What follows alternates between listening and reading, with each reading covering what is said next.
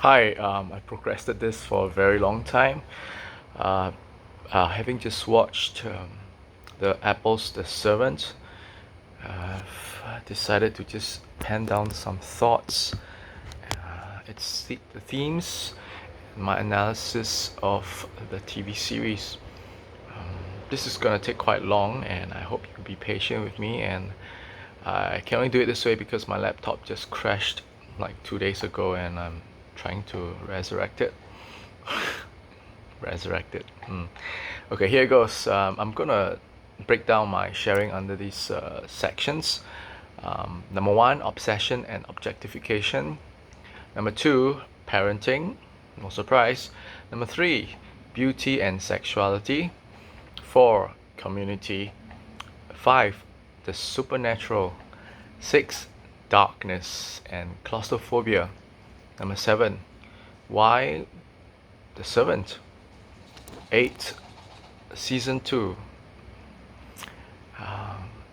Here it goes. The Servant is Apple TV's most intriguing and poignant offer on the streaming platform. Through a web of teasers and suspenseful narration, the plot is actually a reflection, in my opinion, of a modern dysfunctional society like ours. Number one, obsession and objectification.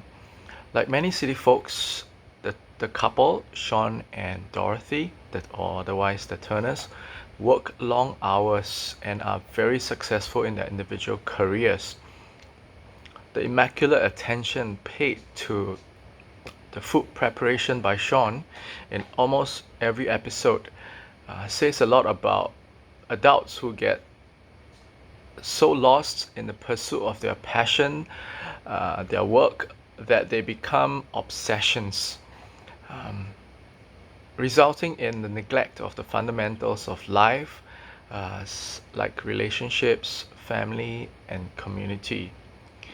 Dorothy, well, for all her important work on creating social awareness on social issues, I beg your pardon, via news reporting, also ironically failed to stamp out the negative effects of overworking, that so much so that she would rather sacrifice family time rather than her career, and eventually relinquishing her or their parental rights to a nanny, like many modern parents. Number two, parenting. Be careful who you invite into your home. This was a statement and appeared in the TV series.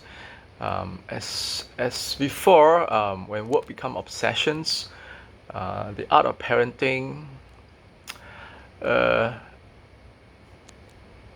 can become an obsession too, but in this case, it becomes sort of a neglect. As mentioned before, the series highlights the challenges of modern parenting. Oh gosh. I'm reading this off my other mobile phone because it's so small that I have to scroll up constantly. So forgive me. Where was I? As mentioned before, the series highlights the challenges of modern parenting in a world that pushes key performance indicators, KPIs in the workplace, at the expense of relationships. The values of sacrifice and selflessness are sadly absent in the lives of first-time parents, Sean and Dorothy. Despite being a stay-at-home dad, Sean disappears to pursue the bright lights of a reality TV series as chief judge, leaving Dorothy to struggle on her own in the first few months of Jericho's arrival. Rather, this first month, right? On the other hand, Dorothy appeared to struggle to verbalize her challenges to her husband, surfacing therefore the denial of challenging realities that often parents face, or adults or parents who are so obsessed with their work. Right? In doing so, she had actually indirectly endorsed Sean's prioritizing of work, the glamour of his work, over family duties. In case I come across as being insensitive to the struggles of parenthood, I wish to suggest that it is pretty ironic because many modern individuals, we pride ourselves in being efficient, being very disciplined, being very organized in our successful careers, when we are, but we flounder, some of us actually, as okay, but we flounder over basic parenting duties. It all boils down to priorities. Something has to give way. Something has to give in raising demanding toddlers. And what the characters choose to sacrifice reap dire consequences, of course. In the case of the Turners, the couple, it is the tragic phenomenon of leaving behind that young child in the car on a hot day while being caught up in a swirl of busy errands. Next, the idea of pseudo-parenting via a nanny or domestic helper is also a modern cultural development. It's no longer a development, it's a reality. The stay-at-home dad and news reporter mom find their balance by hiring external help. This modern conundrum of cheap labor in the person of Leanne is justified by the common sophisticated city folks like us. The rationale being that we are giving these poor country folks some basic sustenance, income, work, which they will otherwise be without in their impoverished background. Leanne, after all, hailed from the countryside or the rural community and had lost her parents and her home in a horrific fire accident. Dorothy, in earlier episodes, counted it their blessing to be able to find such incredible help, commanding such a low wage or salary. In Ricky Gervais' words, perhaps the comedian, how ironic is it that Apple is financing this TV series? Talk about labor abuse, right? Child abuse in this case. Okay, I'll move on. So the mysterious Leanne was roped in with very little background check as the modern pseudo-parent. Right? How many of us actually do real thorough modern checks and we just leave it to the domestic helper agencies to do so, right? Oh, there it goes blank again. Okay, the convenience comes as a price, a very hefty one indeed. Okay, yeah. I will deal with this under the supernatural segment. Moving on, number 3, beauty and sexuality. Other modern fixations on top of obsessions with work hinted at in the TV series are those of beauty and sexuality. Nothing new in modern social media. The layers of denial and complicated by Dorothy's obsessions with fashion items and her physical appearance post-pregnancy. She even doused the simpleton, if I may call her that way, Leanne, with her fine jewelry and even bought her clothes and shoes. But take note that it is done so for a self-serving purpose, because both women share the same size for footwear. We know that the mistress Dorothy conveniently borrowed her nanny's footwear for an event without even allowing Leanne to say yes or no. right? So this is again very selfish of Dorothy, even though she appears to be helping, blessing Leanne with clothes. She's actually like trying to tell her that, hey, I'm buying what I like for you because I can wear it as well.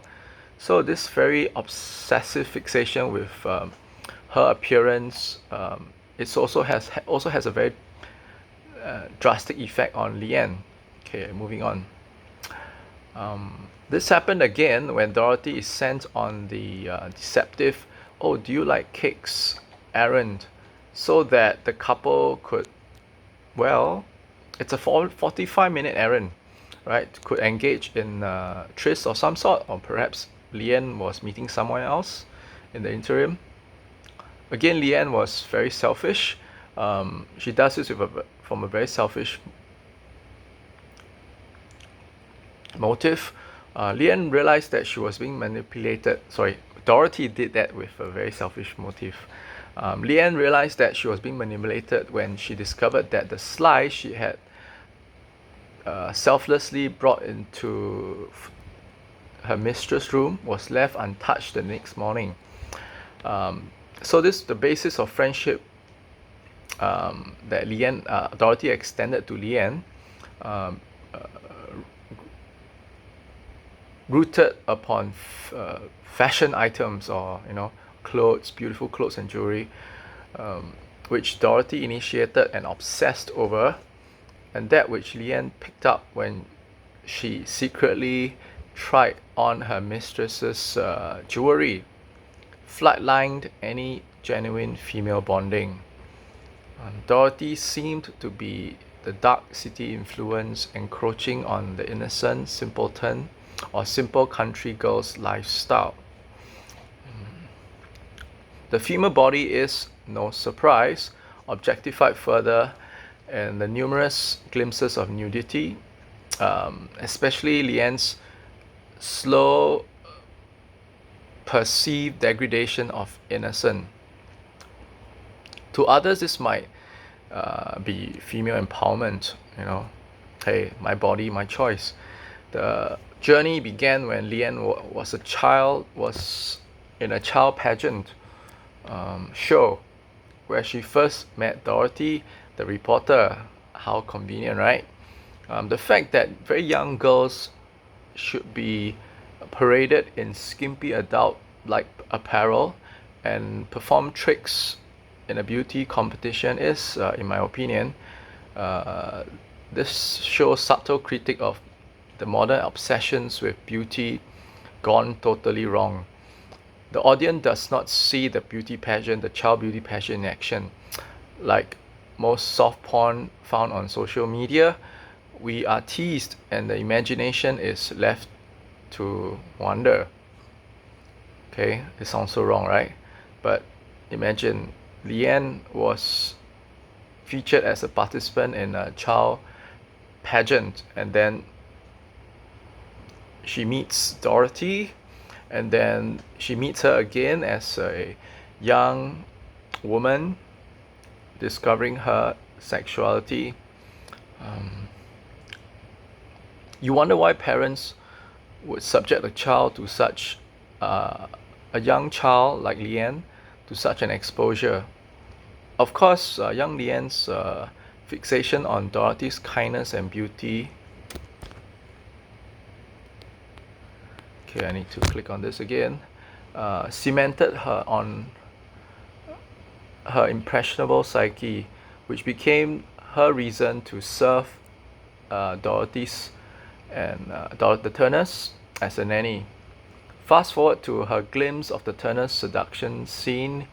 Leanne then monkeys the sexual behavior by kissing and grabbing Tony's mouth and his privates in broad daylight on their first date. Tony was, of course, Tony the helper, whose helper, Sean's helper, was stunned by how forward, soft-spoken and shy and demure Leanne has become, of course. So in a way, Leanne, while co-parenting Jericho with the Turners. The Turners actually, especially Dorothy, is also parenting the former, Leanne, the innocent girl, in ways of female sexual behavior. The intricate influences between parenting and sexuality throws up many concerns about our modern society. Are parents modeling positive behavior to their children? Are parents in denial of their dysfunctional behavior, which the young picks up? In this case, interestingly, the young impressionable Leanne picks up these behavior from the Turners, which begins the next vicious cycle of dysfunctional parenting. Are modern parents aware of the sacrifices necessary to look after young children? Are they prepared to sacrifice some bits of their career to become decent parents?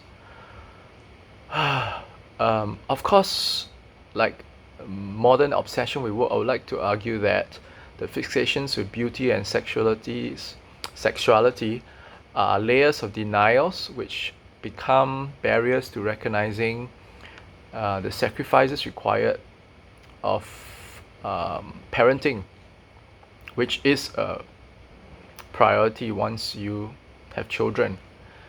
Moving on again, number 4, community. They say it takes a village to raise a child. Who makes up the community for the Turners, you may wonder. There is the perpetually angsty and highly strung Julian, Dorothy's brother and Sean's brother-in-law. His chill female partner, I can't remember her name, also a good friend of Turner's, plays the therapist to Dorothy's postnatal, post-loss of newborn trauma via the fake doll intervention, which is, in my opinion, a literal objectification of children by society. In many society, the child is the epitome of parenthood. And we know this in this TV series because of the obsessive fixation on getting pregnant and trying so hard for a child. We see this in the numerous pregnancy test kits that Leanne kept in the drawer of her washroom. So they are she's very bent on getting pregnant, on becoming a mother. This is at stake for most couples if they choose to become parents. Okay, where am I? The therapy, of course, offered by Leanne's friend, part of a community, did nothing to help her, but it milked her denials further. Leanne, of course, suffered some kind of PTSD after the loss of a child. This like therapy with that child doll did nothing to help her. In fact, it delayed her woke state, her reckoning that her child had died. Okay. Then there are the Turners. Community. Back to community. Then there are the Turners' friends and colleagues whom the couple hid the news of Jericho's death from for a protracted period of time. This flyby crowd appeared only in the final episode to celebrate Jericho's infant baptism by sipping champagne and unknowingly feast on a dessert item laced with the child's grounded placenta.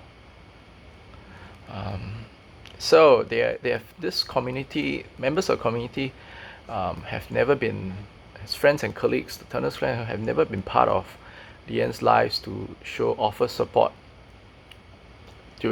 while they face challenging times as first-time parents. Is this a social commentary on the modern city family unit, isolated by social, cultural, and physical distance, factors, and thus lacking the physical and emotional support of community. We see in many that we see in many simpler rural communities.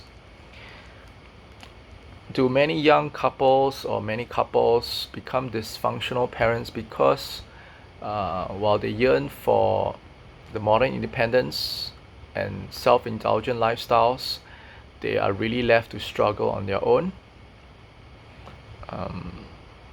Do they then give up parental rights when they sublet parental duties to an unknown caregiver while they slog away at their careers? Are they irresponsible parents because that is the modern way of coping with numerous distractions and obsessions without community? Oh, then there is the juxtaposition of the cult church community against the lack of genuine community support in the Turner's life. This aspect cannot be overlooked. Okay, my camera, let me just adjust this again.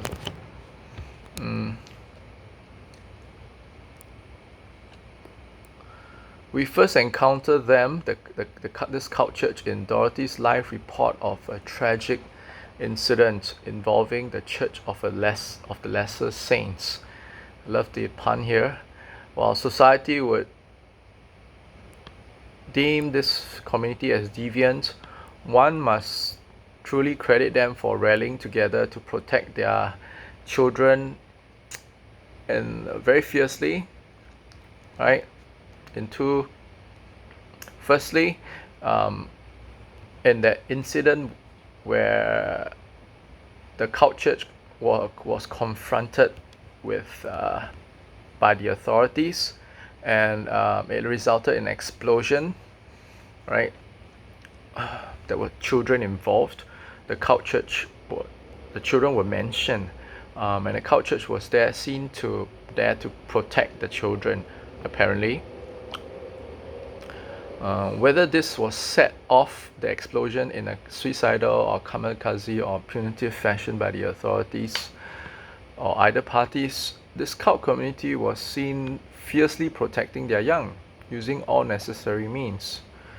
Secondly, the cult community appears again in successive waves to gather back the lost sheep of Leanne, firstly via Uncle George, and then together with Auntie May, I think that's her name, and finally the huddling together of this cult community in the final scene, sort of like a circle of life as it is meant to be in the community of caregivers.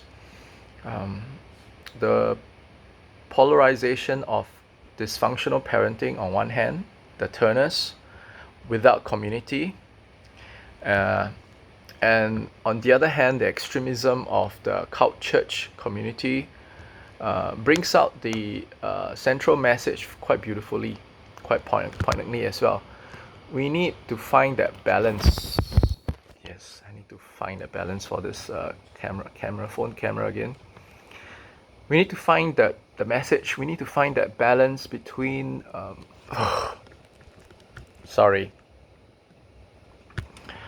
between our passions, our obsessions with work and community to be a healthy family unit. The supernatural element is the character of Leanne, who appears in the lives of Turners who live in denial. It seems that it requires the supernatural element to step in and intervene by healing, right? By punishing them, the Turners again, and then leading them back to this awareness of their need for community, and also a reckoning of the supernatural.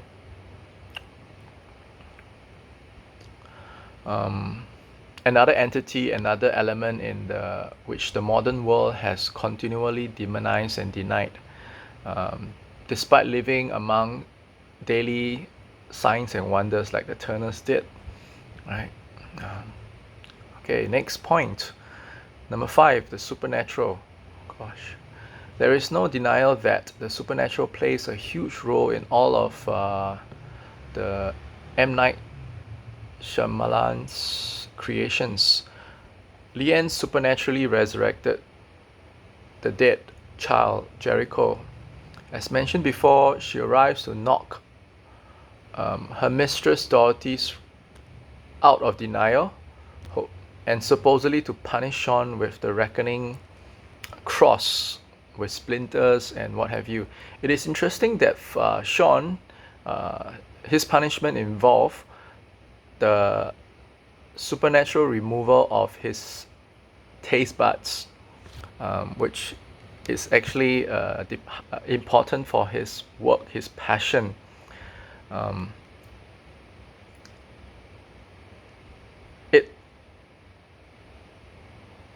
He even loses his sense of touch, symbolizing how our obsessions with modern indulgence has desensitizes us to the real stuff of life, that is deep relationships and community. Right? Whatever mystical Christ-like character Leanne represents, her self-flagellation sessions is complicated again by the objectification of the female body. I forgot to mention this earlier, right? On the screen. Number 6, darkness and claustrophobia. It is no surprise that many scenes are set in semi or pseudo darkness. Hope for the Turners arrives in the night, heralding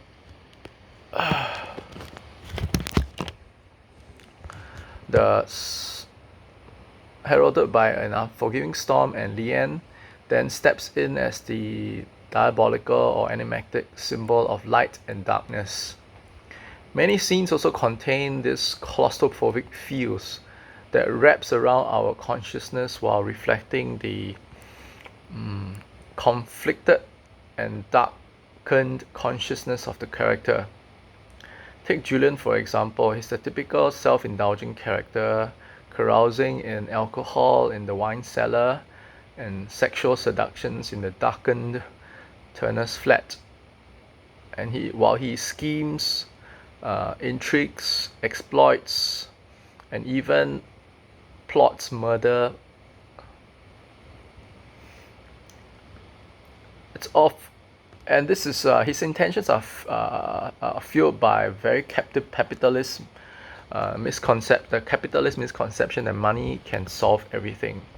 That he can use money to buy over Uncle George and buy over the resurrected Jericho. He's the misguided relative, unfortunately, who brings bad advice to the lives of Turners. You may wonder if it was him who suggested pseudo baby doll therapy after discovering Dorothy with his dead nephew, thus spiraling the family further in self-implosion and darkness. To sum up the element of darkness, seen in the arrival or departure of Leanne, the healer and punisher, darkness is actually a beautiful symmetrical plot element. Leanne escapes from and then rejoins the darkened cult community, as if to suggest that the precariousness of any hope afloat is very bleak in our modern fallen world. Okay, next, number 7. Why the name Servant for this story, this TV series? Quite literally, in the religious sense or circle, Leanne is revealed by a cult leader, Aunt May, to be the servant of the cult community. in a self-empowering, emancipation, obsessed modern world, the ideology of servitude is almost antagonistic to the liberals. Um, Say for in some religious circles, a servant exhibits the characteristics of humility, discipline, and obedience. It is the denial of self to serve a higher cause. Um, and the greater community, elements that are shunned in our modern world, fixated with beauty, passions, work, animals, and even climate change. Anything that some obsess with such fervor, it's almost like religious extremism. The absence of sacrifice and self-denial results in a lifestyle cluttered with our self-serving and darkened desires. We pre-programmed Our pre-programmed conscience and communal awareness become enshrouded in a claustrophobic bubble of denials, which you often try to exorcise with pseudo expensive, costly therapy sessions. We forget that it is in dying to self that the seed, gives life to a plant, tended usually by a healthy community, which then produces more fruits to be shared amongst a community. Servant to me is a social commentary on how dysfunctional and divisive modern society has become. That the only intervention is supernatural elements or the supernatural in order to stake blinded and calloused individuals towards the path of self-enlightenment, which incidentally is requires purgatory, and that must happen now in the current present reality. Like for the turners, it must happen now and not in the afterlife. Okay, ending off my thoughts on season 2, number 8. Apple has renewed the series for a new season, even before it was aired, I believe. While unique and captivating in numerous ways, and the audience the audience is left with many unanswered questions. Who the heck is Leanne actually?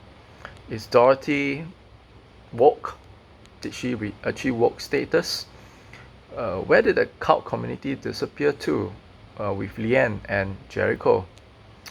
Personally, I prefer that the new season deal with a brand new community, a brand new characters, instead of rehashing the story of the Turners, Sean and Dorothy all over again. Right? So it's sort of like a Twilight Zone, except that this Twilight Zone episode takes place over 10 episodes. I think it's actually, I don't need the questions surrounding the Turners clarified, because I like the fact that the ideas that the show ends with suspense on a very enigmatic tone, and that salvation for the Turners, if any, after Leanne's departure, whether it really happened or it did not happen, whether Leanne has woken from her denial, whether Sean truly achieves divine enlightenment, it's good to just leave the question up to the audience. Just like you leave the audience with a choice. Okay, these are the issues that the showrunners surface, the themes. Parenting, modern denials, modern fixations and obsessions, and our denial of the supernatural, whether they truly exist or they are just a figment of people's reality. These answers should be left to the audience to answer. I don't think the show has to answer every doubt and every question out there in the show. Yep, that's it. I'm sorry for this pretty messy analysis with technical hiccups here and there. Hit the like button, subscribe. I'll try to share. I have many thoughts on the other shows that I've been following. Have a good evening. Trump impeachment trial has just started. Have a good week, everyone. Bye.